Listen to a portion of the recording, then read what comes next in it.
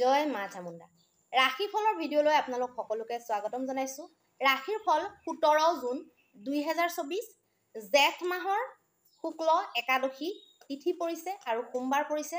আজি নিৰ্জলা একাদশী, মানে গোটেইকেইটা একাদশীৰ ভিতৰত আমাৰ গোটেই বৰ্ষটোত যিমান একাদশী পৰে, কোনোবাই যদি ধৰক বাই চান্স গোটেইকেইটা একাদশী কৰিব নোৱাৰিলে, আজিৰ দিনটোত যদি অকল নিৰ্জলা একাদশীটোত যদি অকল নিৰ্জলাকৈ যদি একাদশীটো পালন কৰে, মানে একেবাৰে পানীও খাব নোৱাৰে, একেবাৰে পানী নোখোৱাকৈ থাকিব লাগিব।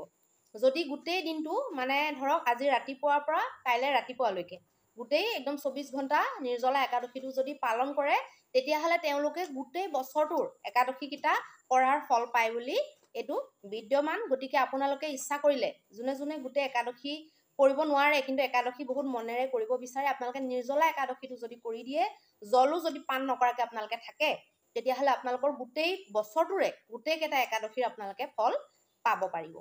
আজিৰ দিনটোত যিসকল শিশুৱে জন্মগ্ৰহণ কৰিব তেওঁলোকৰ হ'ব তুলা ৰাশি, আৰু আজিৰ দিনটোত পুষ্পিতা হোৱা কন্যাসকলৰ যুগ হ'ব পতিহীনা যুগ। মেষৰ পৰা মীনলৈকে প্ৰত্যেকটো ৰাশিৰে ৰাশিৰ ফল আমি জন্ম ৰাশিৰ আধাৰত নিৰ্ণয় কৰোঁ। গতিকে এতিয়া প্ৰথম ৰাশি আহকচোন, মেষ ৰাশিৰ বিষয়ে আমি আলোচনা কৰি লওঁ। মেষৰ কাৰণে যিকোনো বস্তু কিনা মেলা কৰা, যিকোনো ডিল কৰা, যিকোনো নতুন ঠাইত ভ্ৰমণত যোৱা বা কিবা দৰকাৰী কামত যোৱা, কিছুমানে ভ্ৰমণৰ কাৰণেও যাব পাৰে, কিছুমানে কিবা মিটিঙৰ কাৰণে বা নতুন মানুহ লগ ধৰাৰ কাৰণেও যাব পাৰে, ব্যৱসায়িক কিবা কামতো যাব পাৰে ডিল কৰাৰ কাৰণে বা কিবা এটা আইডিয়াক লৈ ডিছকাছ কৰাৰ কাৰণে। তেনেকুৱা ধৰণৰ প্ৰত্যেকটো শুভ কামৰ কাৰণে আপোনালোকৰ কাৰণে বৰ ভাল দেখা গৈছে, যিকোনো আপোনালোকে শুভ কাম কৰিব পাৰিব।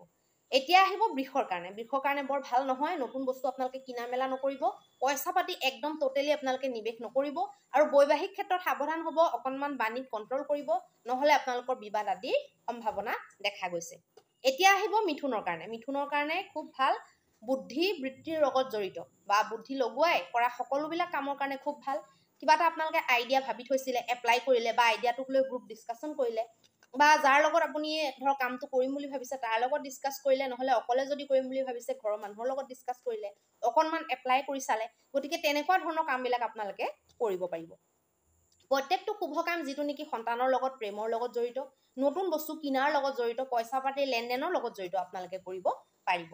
এতিয়া আহিব কৰ্কট ৰাশি। কৰ্কটৰ কাৰণে যিকোনো নতুন বস্তু কিনা মেলা কৰা, যিকোনো মানুহৰ লগত কিবা ডিল কৰা, নতুন যিকোনো আলোচনা কৰা, পইচা পাতিৰ লগত জড়িত যিকোনো কাম, একাউণ্টৰ ৰিলেটেড কাম, আপোনালোকে তেনেকুৱা কোনো ধৰণৰ কামেই নকৰিব।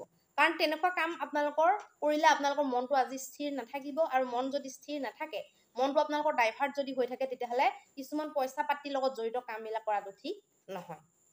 এতিয়া আহিব সিংহ ৰাশিৰ কাৰণে। সিংহ ৰাশিৰ লোকসকলে ভ্ৰমণ কৰিব পাৰিব, বিশেষকৈ চুটি চুটি যাত্ৰাবিলাকৰ পৰা তেওঁলোকৰ লাভ দেখা গৈছে। ব্যৱসায়িক ক্ষেত্ৰতো তেওঁলোকৰ খুব ভাল মুভমেণ্ট দেখা গৈছে, আৰু যিকোনো ক্ষেত্ৰত যদি লাভালাভৰ সম্ভাৱনা আপোনালোকৰ বনি আছিলে, লাভটো সোমাব ভাবি আছিলে, হয়তো আজি সোমাব পাৰে। পইচা পাতি ক'ৰবাৰ পৰা ঘপকে অহাৰ কথা আপোনালোকৰ কাৰণে চলিব পাৰে, আৰু অকণো এলাহ নলগাকৈ আপোনালোকে পুৰা দমে কাম কৰি পেলাই নিজৰ সকলোখিনি কাম সম্পন্ন আজিৰ দিনটো কৰিব পাৰিব। কন্যাৰ কাৰণে ধনৰ ক্ষেত্ৰত, ধন সঞ্চয়ৰ ক্ষেত্ৰত ভাল, কিন্তু বৈবাহিক ক্ষেত্ৰত বিবাদৰ সম্ভাৱনা, গতিকে বাণীত কণ্ট্ৰল কৰিব। কিছুমান এনেকুৱা কথা যিবিলাক নকলেও চলি যায়, যিবিলাক কথা ডিছকাছ নকৰাকৈও আপুনি পাৰ কৰিব পাৰে, তেনেকুৱা কথাবিলাক আপোনালোকে এভইড কৰক। আৰু যিকোনো এনেকুৱা কথা যিটোত নেকি অভাৰ ৰিয়েক্ট কৰিলে আপোনালোকৰ ঘৰত প্ৰব্লেম হয়, বা গম পায় যে অভাৰ ৰিয়েক্ট কৰিলে আপুনি কিবা এটা বিবাদ হ'ব পাৰে, তেনেকুৱাবিলাক বস্তু আপোনালোকে এভইড কৰাটো ভাল হ'ব। আৰু নিজৰ স্বাস্থ্যৰ অকণমান আজি আপোনালোকে কেয়াৰ ল'লে ভাল হ'ব। এতিয়া আহিব তুলাৰ কাৰণে।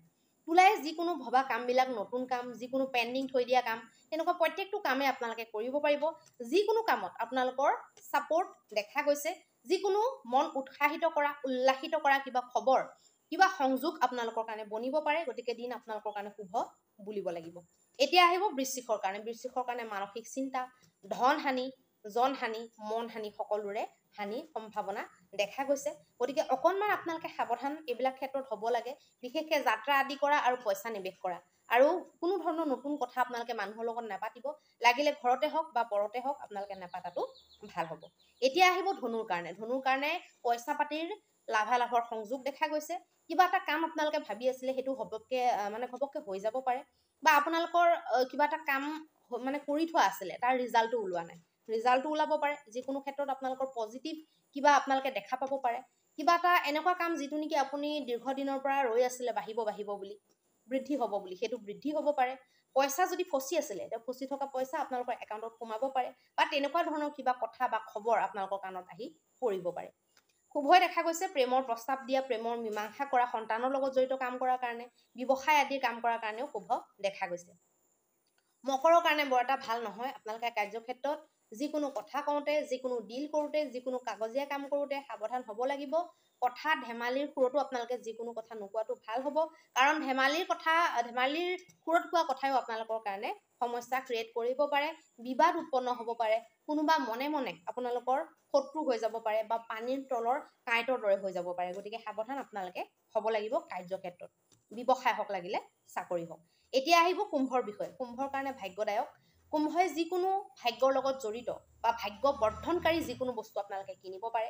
যিকোনো এনেকুৱা কাম যিটোৰ পৰা নেকি আপোনালোকৰ লাভালাভ দেখা গৈছে, বা আপোনালোকে গম পায় যে এইটোৰ পৰা মোৰ বেনিফিট হ'ব, বা দীৰ্ঘদিন ধৰি হৈ আছে, তাত যদি কিবা আপোনালোকে আপডেট কৰিম বুলি ভাবিছে, তেতিয়াহ'লে আপোনালোকে আপডেট কৰিব পাৰিব।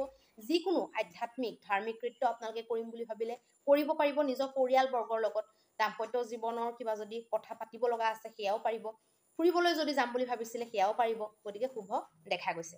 এতিয়া আহিব লাষ্ট ৰাশি, মীন ৰাশি। মীনৰ কাৰণে কিন্তু শুভ নহয়। মানসিক টেনচন আহিব, মানসিক যিকোনো উগুল থুগুল আপোনালোকৰ মনটোত হৈ থাকিব পাৰে, মানুহৰ লগত বিবাদ হ'ব পাৰে, গাড়ী ঘোঁৰা চলাওঁতে সাৱধান হ'ব, ঘৰৰ আশে পাশে থাকিব, দূৰত একেবাৰে নাযাব, আপোনালোকৰ কাৰণে ক্ষতিকাৰক হ'ব পাৰে। গতিকে দিনটো আপোনালোকৰ কাৰণে যিহেতু মংগলকাৰী নহয়, সাৱধান আপোনালোকে বাণীৰ ক্ষেত্ৰত যিকোনো কামৰ ক্ষেত্ৰতো কৰিব লাগিব।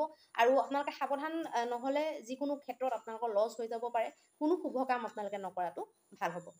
আজিৰ দিনটোৰ মহা উপায় হিচাপে আপোনালোকে যদি গোটেই বছৰটোৰ একাদশীৰ যদি ফল পাবলৈ মন আছে, তেতিয়াহ'লে আপোনালোকে যিসকলে পাৰে, যাৰ বেমাৰ আজাৰ নাই, যি বাচ্চাক ফিডিং কৰাই থকা নাই, বা যি ধৰক গৰ্ভা অৱস্থাত নাই, বা যি সৰু ল'ৰা ছোৱালী নহয়, তাৰ বাহিৰে প্ৰত্যেক ব্যক্তিয়ে নিৰ্জলা একাদশীটো কৰিব পাৰে।